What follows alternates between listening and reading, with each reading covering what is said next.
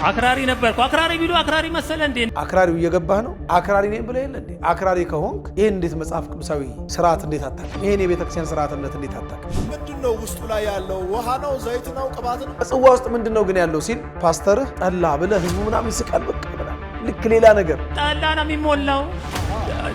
የዮሐንስ ጽዋ ጠጣ ነበር። የዮሐንስ ጽዋ የሚባል ጠጣለሁ። እንዲሁም ከመስራቾቹ አንዱ የሚባለው እኔ ነበርኩ። በቃ ቀንደኛ አድርገውኝ ይሾሙኝ ብለህ ያቃለልከው ቅዱስ ጻድቅ በረከተ ስጋ በረከተ ነፍስ የሚያሰጥ ታላቅ ነብይና ሐዋርያ ነው። አንዳንድ ጊዜ ጨለማ ውስጥ ስትሆን ብርሃን ካላየ ጨለማ ነው ነገሩ። ሆነና የተገላቢጦሽ አህያ ወደ ቤት ውሻ ወደ ግጦሽ አሉ ማማስናቱ። ጠላውና ዳቦ ያለበት መሶቡና እንስራዋ ሙሉ ልብስ ይለብሳል ማለት ያው እንግዲህ ይሄ ወርቅማ ልብስ ምናምን ይባላል። ያው ሌላ ተአምር በቃ እርኩስ ነገር እንደሆነ አድርገህ አንተ መናገርን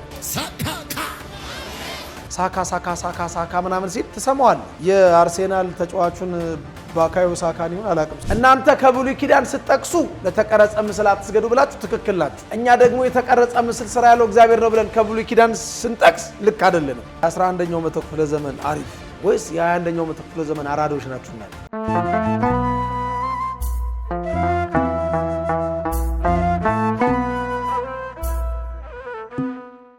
በስመ አብ ወወልድ ወመንፈስ ቅዱስ አሃዱ አምላክ አሜን። የእግዚአብሔር ልጆች የእመቤታችን የቅድስት ድንግል ማርያም ወዳጆች እንደምን ሰነበታችሁ? እግዚአብሔር አምላካችን በመካከላችን ተገኝቶ የተሰወረውን የወንጌል ምስጢር ለሁላችንም በቸርነቱ ብዛት ገልጦ እኔንም እናንተንም እንዲያስተምረን እግዚአብሔር አምላካችን ይፍቀድ። ዛሬ እንደ እግዚአብሔር አምላክ ቅዱስ ፈቃድ የምንነጋገርበት እንደ ከዚህ ቀደሙ የትምህርት ርዕስ ሳይሆን ግብረ መልስ ይሆናል። ማለት ቤተክርስቲያናችን ላይ አፋቸውን የሚያላቅቁ ቤተክርስቲያናችንን ጨለማ የሚሉ አንዳንድ የሌላ እምነት ተከታዮች ማህበራዊ ድረገጽ ላይ የሚያነሱትን ሀሳብ ቤተክርስቲያን ልጆች ስላሏት መልስ እንሰጣለን። መልስ የምንሰጠው ለመበሻሸቅ ሳይሆን ቤተክርስቲያን ጨለማ ሳትሆን ብርሃን መሆኗን ለማሳየት እንደገና ቤተክርስቲያን ልጆች እንዳሏት ለማሳየት ጭምር ነው። ይህም ብቻ አይደለም። ቤተክርስቲያን ስርዓት አምልኮ መሰረተ እምነቷም ስርዓተ እምነቷም መጽሐፍ ቅዱሳዊ እንደሆነ ለማሳየት መልስ እንሰጣለን። ምናልባት እቺን ሳምንት ማህበራዊ ድረገጽ ላይ ሲመላለስ አንድ ቪዲዮ አይታችሁ ይሆናል። ካላያችሁ አይተነው እንመለስና ከዛ በኋላ መልስ እንሰጣለን። አክራሪ ነበርኩ። አክራሪ ቢሉ አክራሪ መሰለ እንዴ? እንደው አንድ ሁለት ደቂቃ ሰጠኝ እነግርሃለሁ። የዮሐንስ ጽዋ የሚባል ጠጣለሁ። እንዲሁም ከመስራቾቹ አንዱ የሚባለው እኔ ነበርኩ። በቃ ቀንደኛ አድርገውኝ ይሾሙኝ። ከዛ ሌሎችንም መለምል ነበረ። ያው አንዳንድ ጊዜ ጨለማ ውስጥ ስትሆን ብርሃን ካላየ ጨለማ ነው። ብርሃን ነው ጨለማ ሊያሸንፍ የሚችለው። እኔ ያልበራልኝ ሰው ስለነበርኩኝ በወቅቱ ያ ነበር ብርሃን የሚመስለኝ። ነገር ግን ጌታ እስኪመጣ ድረስ በዛ ውስጥ ብዙ ዋጋ ከፍያለሁ። ለዚህ ልጅ ስለት ሁሉ ሳል ነበረ። በምደግስበት ሰዓት ጥላና እኔ ሙሉ ልብስ ሳይኖረኝ እሱ ሙሉ ልብስ አለብስ ነበር። ማንን? ጽዋውን። ከዛ በኋላ በቃ ይሄ በቃ ዮሐንስ ወዳጅ እየተባልኩ እየተሸበሸበ እየተጨፈረ እነሱ ዳንኪራቸውን ጨፍረው ይሄዳሉ። ከዛ መከራው ለኔ ነው። ምንድነው ውስጡ ላይ ያለው? ውሃ ነው? ዘይት ነው? ቅባት ነው? ምንም ጠላ ነው የሚሞላው። ጠላ በስራ ተሞልቶ ነው የሚሄደው። ስነ ስርዓት አይደለም። ከዛ በፊት ደግሞ የዮሐንስ ቀን መጀመሪያ ሌሊት ቤተክርስቲያኑ ሄዳለሁ። ወደዚያ ወደ ቆንቻ የሚባል ሰፈር ያሰላ ሰዎች ያውቁታል።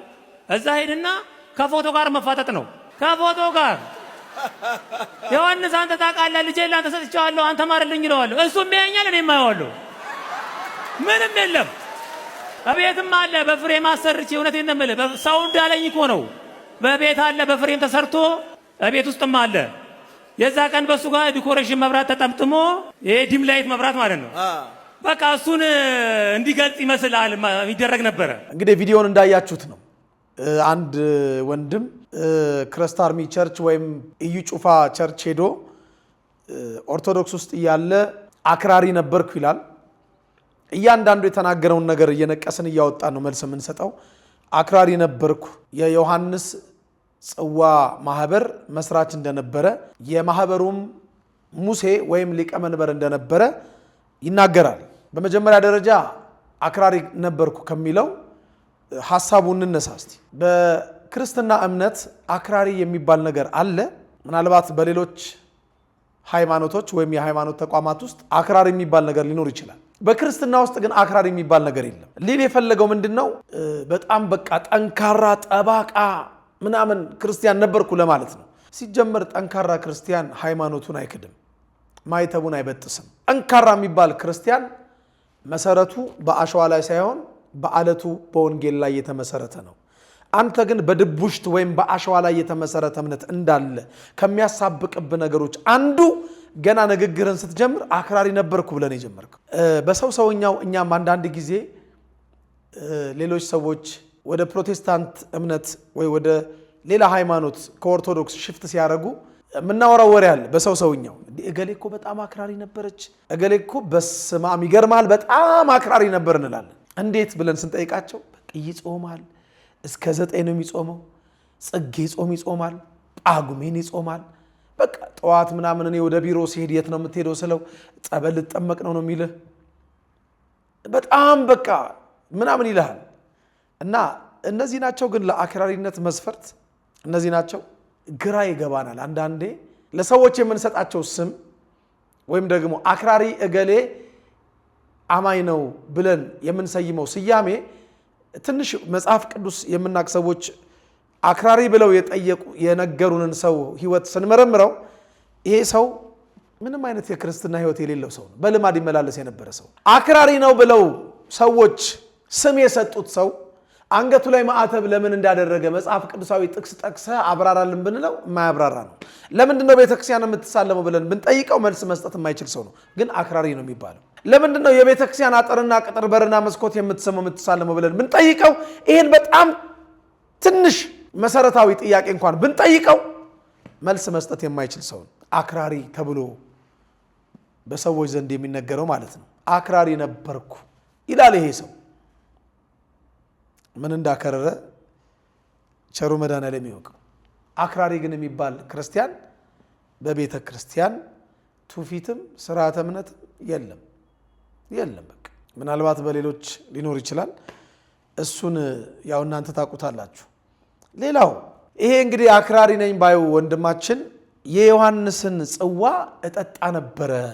ይሄም ልክ ከመጽሐፍ ቅዱስ ውጪ እንደወጣ እንግዲህ የዮሐንስን ጽዋ መጠጣቱ በቅዱሳን ስም ጽዋ መጠጣቱ እንደ ጨለማ ህይወት መጽሐፍ ቅዱሳዊ እንደሆነ ነው ሲናገር የነበረው። ግን ማን ነው? አክራሪ ነበረ። በደንብ አስተውላችሁ ስሙ። አክራሪ ከነበረ ቢያንስ ትንሽ ስለ መጽሐፍ ቅዱስ ማወቅ ነበረበት። ትንሽ የሚጠጣው ጽዋ የጌታ ጽዋ መሆኑን ባወቀ ነበረ። መጽሐፍ ቅዱስ ላይ የተጻፈ መሆኑን ባወቀ ባስተዋለ ነበረ። የዮሐንስን ጽዋ ስጠጣ የነበረ ወንድም ምናልባት ይሄ ቪዲዮ ከደረሰ አሁን የማነብልን የመጽሐፍ ቅዱስ ክፍል በደንብ አስተውል ስማኝ።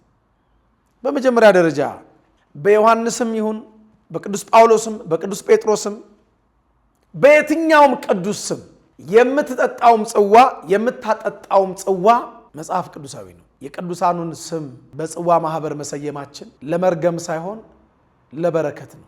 በመጀመሪያ የጻድቅ መታሰቢያ ለበረከት ነው ይላል መጽሐፈ ምሳሌ ምዕራፍ 10 ቁጥር 7። መጽሐፈ ምሳሌ ምዕራፍ 10 ቁጥር 7 የቅዱሳን የጻድቃን የሰማዕታት የድንግል ማርያም የወላዲት አምላክ መታሰቢያ በአጠቃላይ የቅዱሳን መታሰቢያ ለበረከት ነው። መጽሐፉ ነው የሚለው በዮሐንስ ስም የጽዋ ማህበር ውስጥ መሰባሰባችሁ ለመርገም ሳይሆን ለበረከት እንደሆነ በመጀመሪያ ልነግርህ እወዳለሁ። ሁለተኛ በቅዱሳኑ ስም መሰባሰባችን ጽዋ መጠጣታችን በጽዋ ውስጥ ያለውንም እንደው አንተ ጠላ ምናምን ያልከውን ለተጠማ ማጠጣታችን ሰማያዊ ዋጋ እንድናገኝ ያደርገናል። እስቲ አንድ ቃል አንብብልህ። የማቴዎስ ወንጌል ምዕራፍ 10 ቁጥር 41 ላይ ነብይን በነብይ ስም የሚቀበል ይላል፣ ተቀብሎም የሚያከብር ማለት ነው። የነብይን ዋጋ ይወስዳል። ጻድቅንም በጻድቅ ስም የሚቀበል የጻድቁን ዋጋ ይወስዳል። ኢየሱስን የሚቀበል አላለም። ይሄ የታወቀ ስለሆነ ጌታን የተቀበልን ወይም ኢየሱስን ተቀብለናል የምትሉ ክርስቲያኖች ይሄንን ቃል ለምን ሲነገር ጆሮአችሁን እንደሚያሳክካችሁ አላውቅም። በደንብ ስማልኝ ወንድሜ። ዛሬ እንግዲህ ጻድቅን በጻድቅ ስም የሚቀበል የጻድቁን ዋጋ ይወስዳል ካለ በኋላ ማንም ከነዚህ ከታናናሾች ለአንዱ ቀዝቃዛ ጽዋ ውሃ ብቻ በደቀ መዝሙር ስም የሚያጠጣ የሚጠጣም የሚያጠጣም ማለት ነው። እውነት እላችኋለሁ ዋጋው አይጠፋበትም። በደቀ መዝሙር ስም በቅዱስ ዮሐንስ ስም ተሰብስበ ስለ ቅዱስ ዮሐንስ ብለ የምትሰጠው ቀዝቃዛ ጽዋ ውሃ ትንሿ ምጽዋት በእግዚአብሔር ፊት ተቀባይነት አለው። በቅዱስ ዮሐንስ ስም መሰባሰባችሁ፣ በቅዱስ ዮሐንስ ስም ዝክር መዘከራችሁ፣ በቅዱስ ዮሐንስ ስም ለተራበ አብልታችሁ ለተጠማ ማጠጣታችሁ በረከተ ሥጋ በረከተ ነፍስ እንድትቀበሉ ያደርጋችኋል እንጂ መርገም እንድትቀበሉ ያደርጋል። እዛው ማቴዎስ ምዕራፍ 10 ቁጥር 40 ላይ እኮ እናንተን የሚቀበል እኔን ይቀበላል፣ እኔን የሚቀበል የላከኝን ይቀበላል ይላል።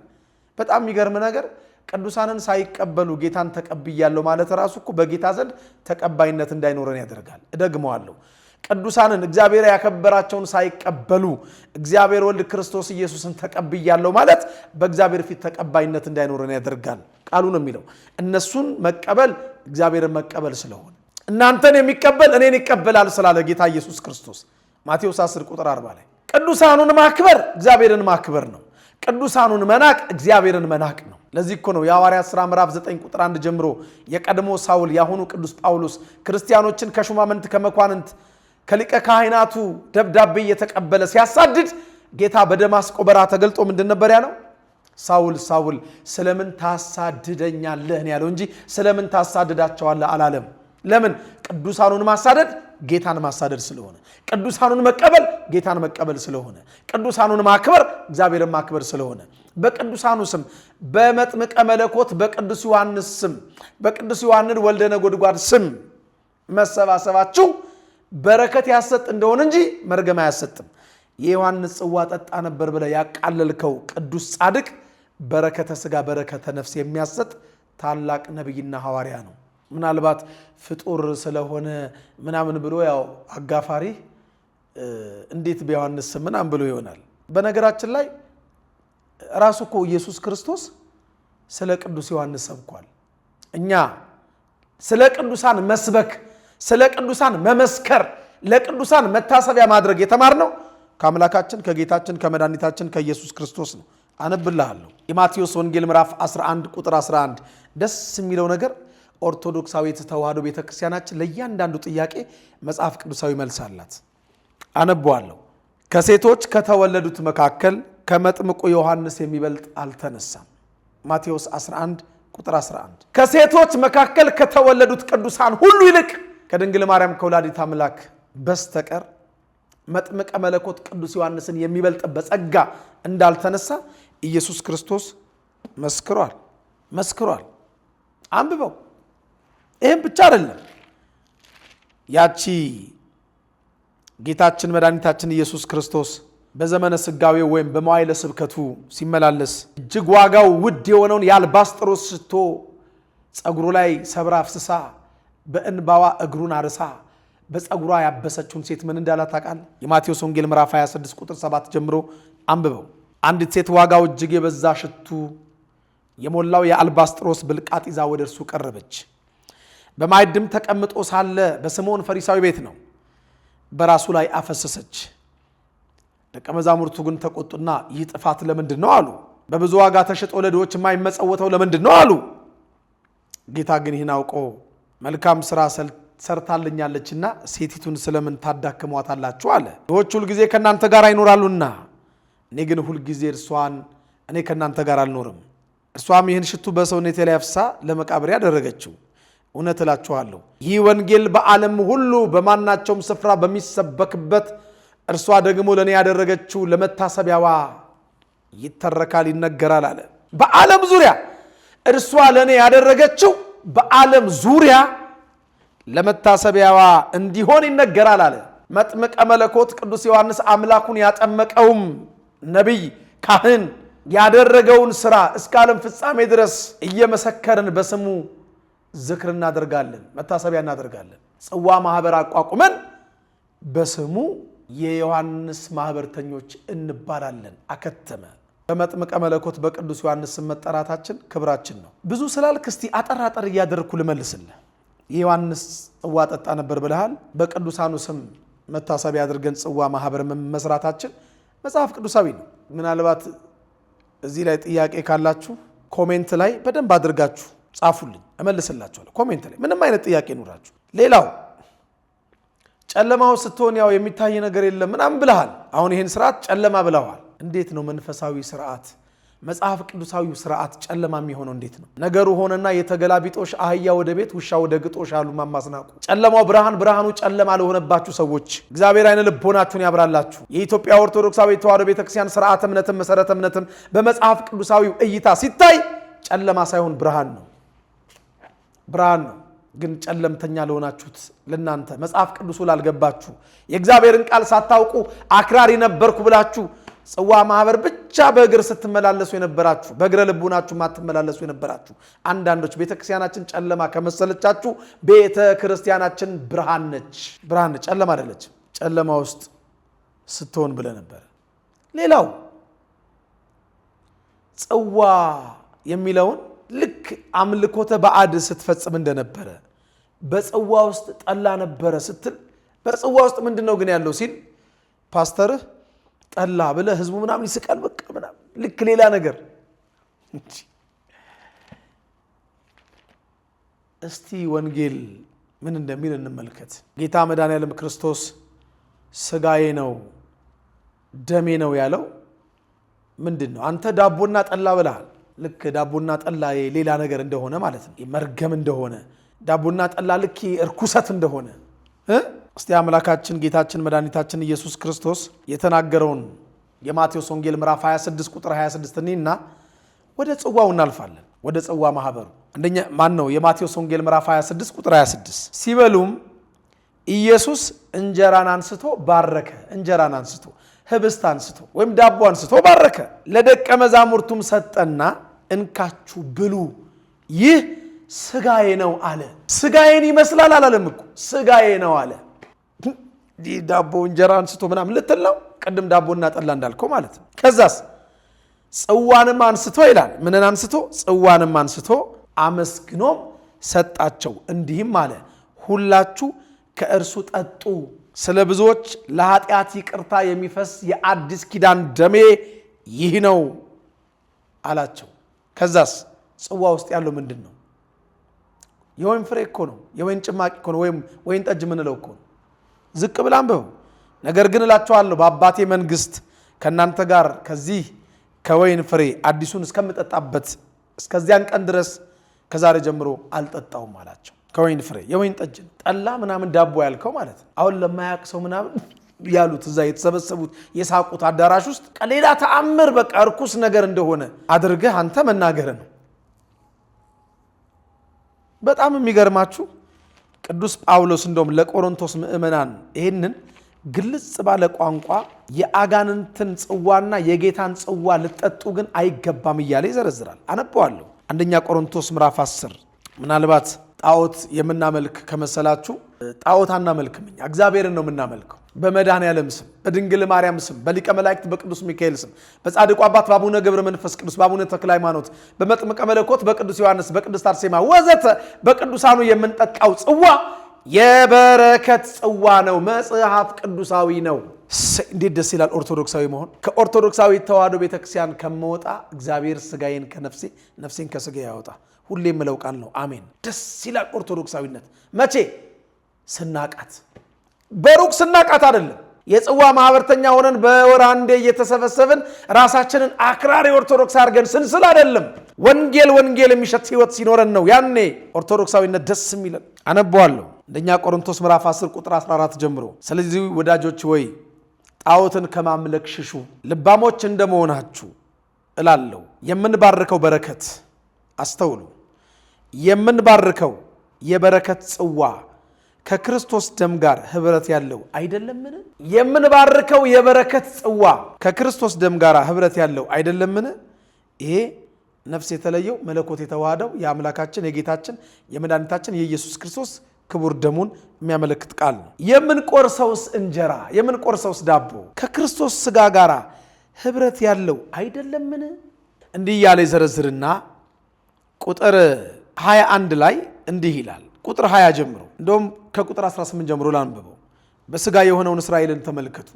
መስዋዕቱን የሚበሉ የመሰዊያው ማህበርተኞች አይደሉምን ይላል። ጽዋውን የሚበሉና የሚጠጡ የጽዋው የቅዱስ ዮሐንስ ማህበርተኞች አይደሉምን? ናቸው። ከዛስ እንግዲህ ምን እላለሁ?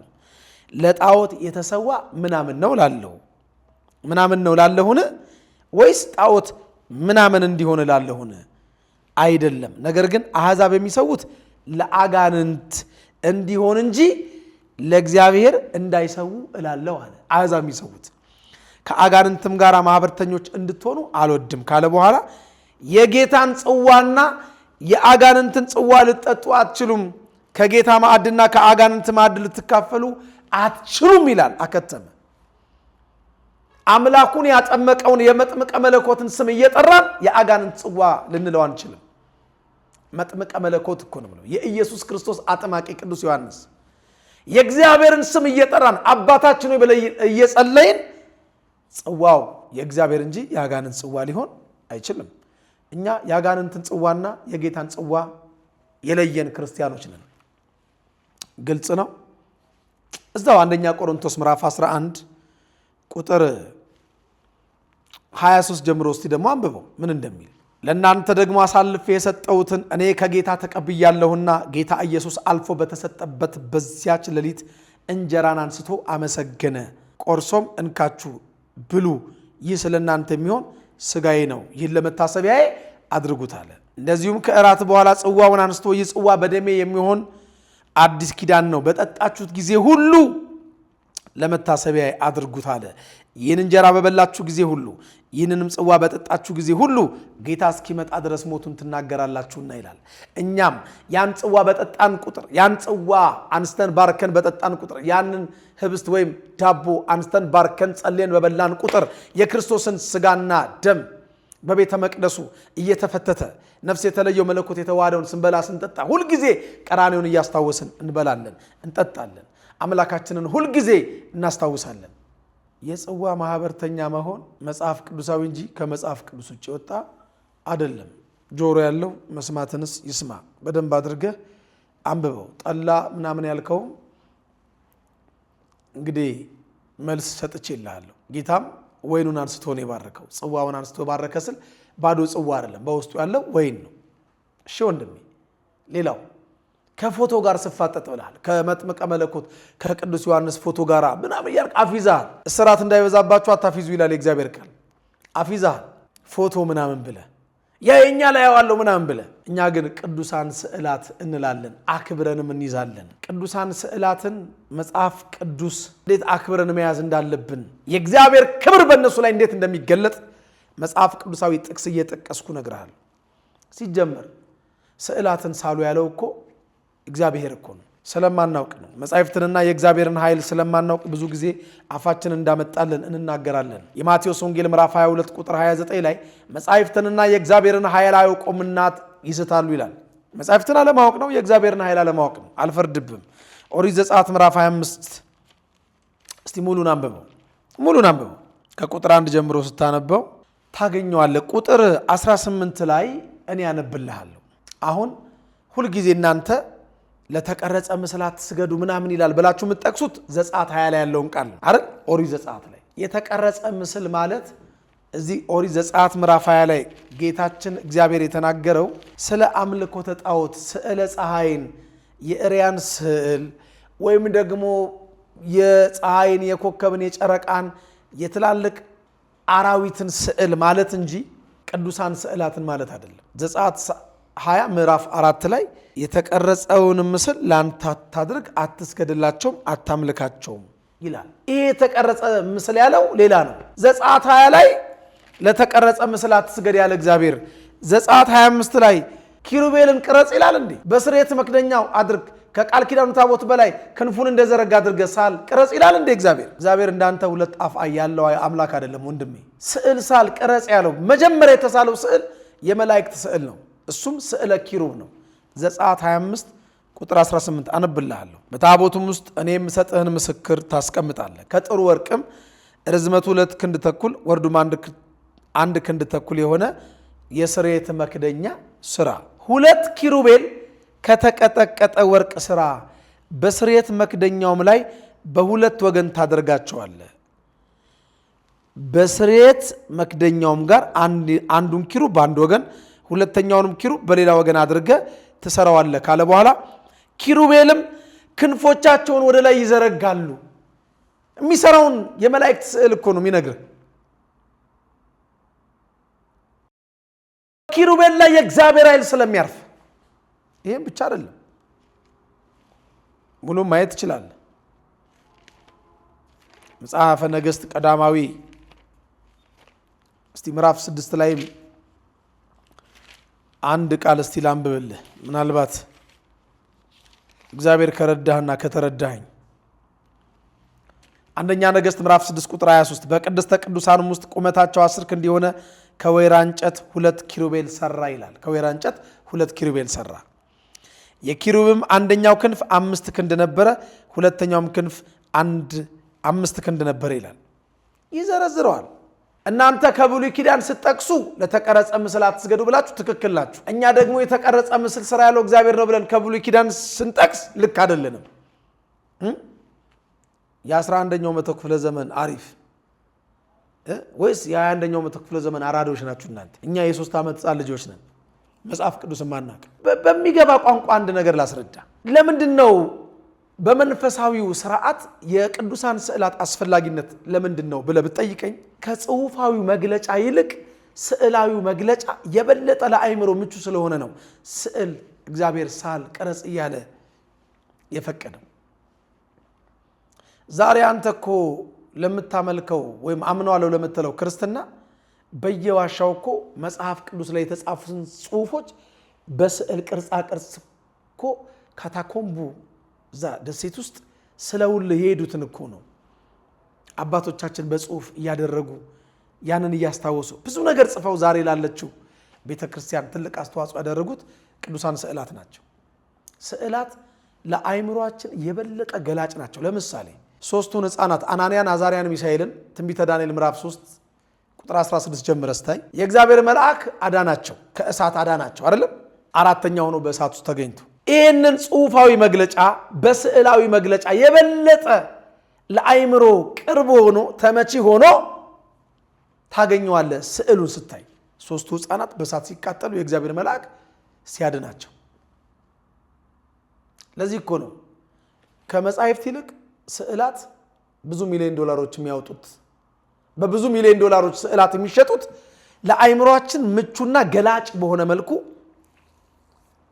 ስለሚታዩ ነው፣ ስለሚቀርቡ ነው። ይሄም ብቻ አይደለም። ለምሳሌ የኢየሱስ ክርስቶስን ስነ ስቅለት በስብከት ስትሰማውና በፊልም ስታየው ወይም በስዕል ስታየው እኩል ነው ስሜቱ? ያው ከክርክር መንፈስ ውጣና እውነቱን ንገረኝ እስቲ፣ እውነቱን ንገረኝ። በፊልም ስናየው ተሰርቶ የበለጠ እናለቅሳለን፣ የበለጠ ስሜታዊ እንሆናለን። ከጽሁፋዊው ታሪክ በፊልም ተሰርቶ ስናየው ያስለቅሰናል፣ በስዕላዊ መግለጫ ማለት ነው። የበለጠ ደግሞ ስዕል ላይ ከጽሁፋዊ ደግሞ ስዕል ላይ ተስሎ ደሙ እየነጠበ ስናይ በሾህ አክሊል አናቱ ላይ ደሞች ተደርገው ተስለው ስናይ እናለቅሳለን። እንደ ብራና ቆዳ ተወጥሮ ተቸንክሮ መስቀል ላይ ስናይ በስዕል ተስሎ የበለጠ ስሜታችን ይነካል።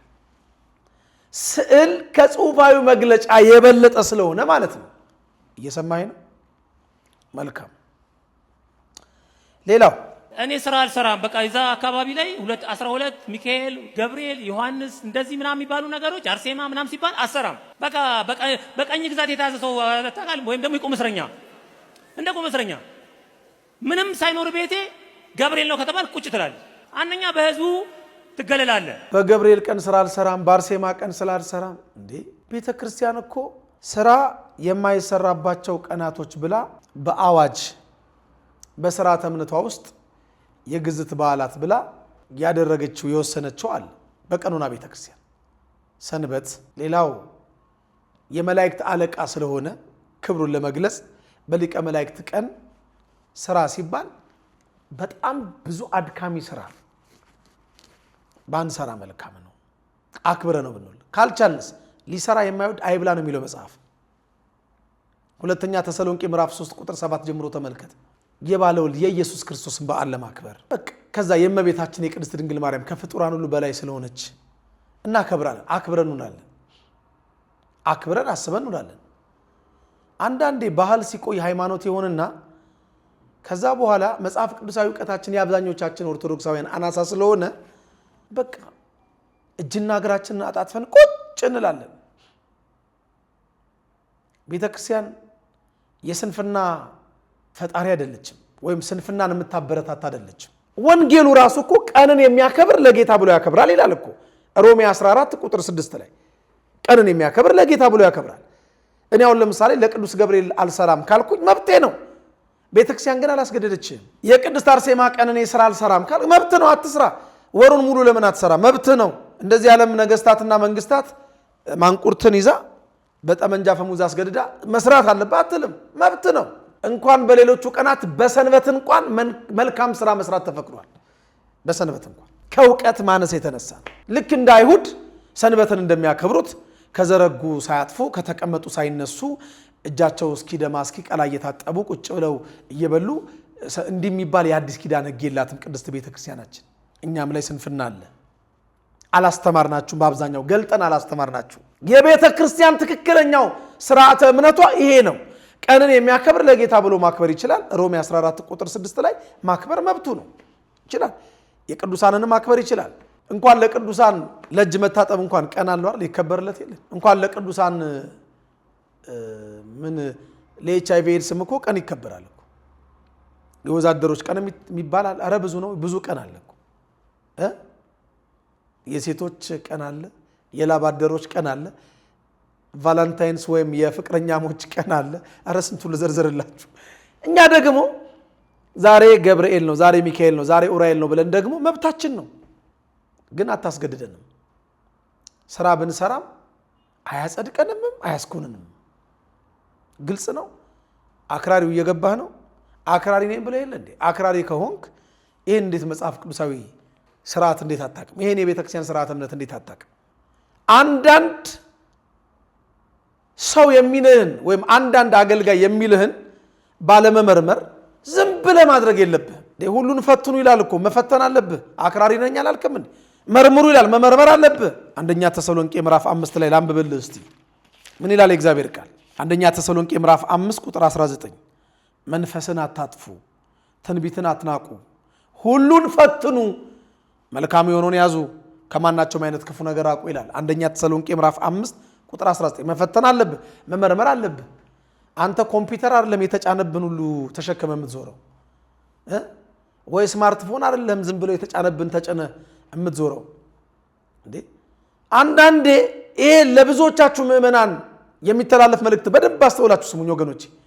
አንዳንድ አሁን ገዳማት ላይ ገና ከስንት አሁን ስውሯ ማርያም ልንገራችሁ፣ ገና ከውጭ በር ጀምሮ ጫማ አውልቁ ትባላለች። ከውጭ በር እኮ ከውጭ። ከዛ መግቢያ በር ጋር ስትደርሱ ጫማ አውልቁ ትባላላችሁ። መግቢያ በር ላይ ጫማ አውልቃችሁ ገብታችሁ እንደገና ሁለተኛ በር አለ። በፌስታል እንኳን አትያዙ፣ ጫማችሁን ውጭ እንዴ። ጫማ አውልቁ አላችሁን፣ አወለቅን። ደግሞ በፌስታልም ጫማ እንይዝም።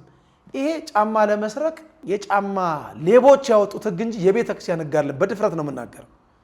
ክርስቲያን ሁሉን ይመረምራል። ብዙ እኮ ነገር አለ እኮ።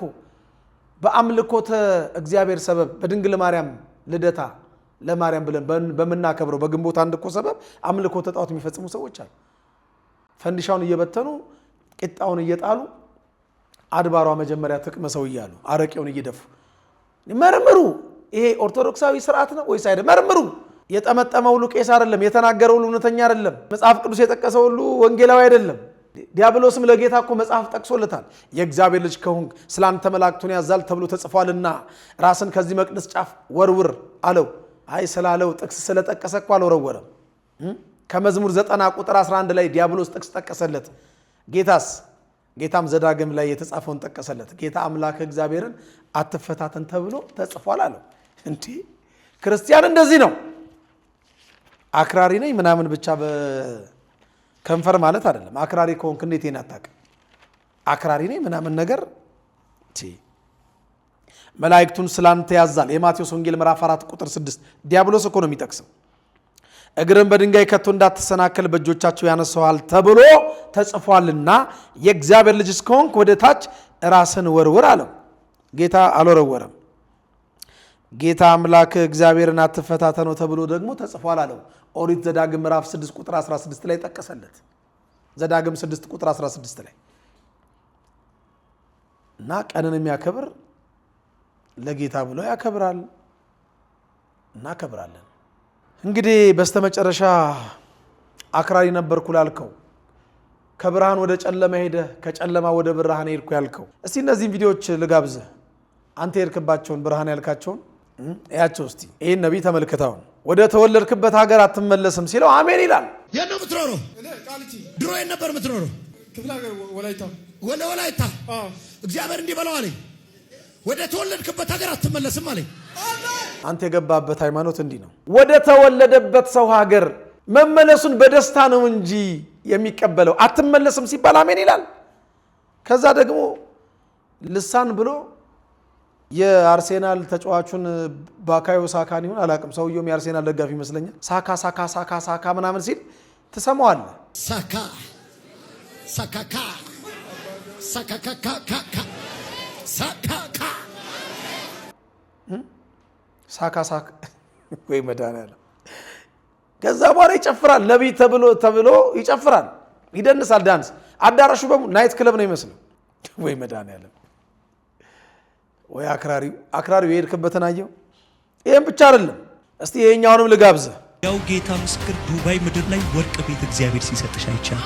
ኦይልስ አደርግብሽ ያንቺ ሱቅ ብራንቾች እየሆኑ ይሄዳል። እግዚአብሔር በኃይል ይባርክሻል።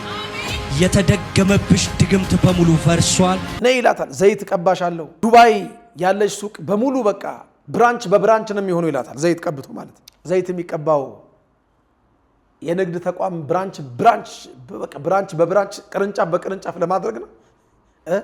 እንዲህ አይነት ብርሃን ውስጥ ነው የገባኸው። እንዲህ አይነት ብርሃን ውስጥ እግዚአብሔር ልብ ይስጥ። ዘይት ግን የሚቀባው መጽሐፍ ቅዱሱ ለበሽተኞች እንጂ ዱባይ ንግድ ወይ ደግሞ መርካቶ ሱቅ ላላቸው ሰዎች አይደለም። አነብልሃለሁ። የያዕቆብ መልእክት ምዕራፍ 5 ቁጥር 14 ከእናንተ የታመመ ማንም ቢኖር የቤተ ክርስቲያንን ቀሳውስት ወይም ሽማግሌዎች ይጥራ፣ በጌታም ስም እርሱን ዘይት ቀብተው ይጸልዩለት፣ የእምነትም ጸሎት ድውዩን ያድናል። ለመዳን ነው የምትቀባው። ጌታም ያስነሳዋል፣ ኃጢአትም ሰርቶ እንደሆነ ይሰረይለታል ይላል። ለኃጢአት ስርየት እንጂ ለንግድ ተቋም ማስፋፊያ አይደለም። ንግድ እንዲስፋፋ ጠንክረ መስራት ነው።